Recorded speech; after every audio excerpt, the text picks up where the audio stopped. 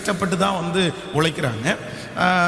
10 ரூபா தானே போயிடட்டும், 100 ரூபா தானே போயிடட்டும், ஒரு 1000 ரூபா தானே போயிட்டும், சரி போய் தொலையுது, அதோட போயிடுறான் அப்படின்னு எல்லாம் நம்ம நினைக்கிறோம்.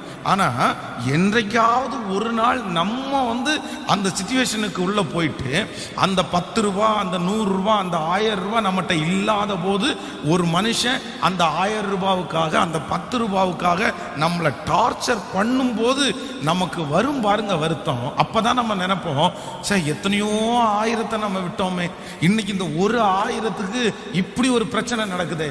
அப்போ ஒன்று நினைத்துக் கொள்ளுங்கள், எத்தனையோ 1000 விட்டோம் அப்படின்ற இடத்துல நீங்க நல்லவங்க கிடையாது. நம்ம நல்லவங்க அப்படின்னு நினைக்கிறோம்.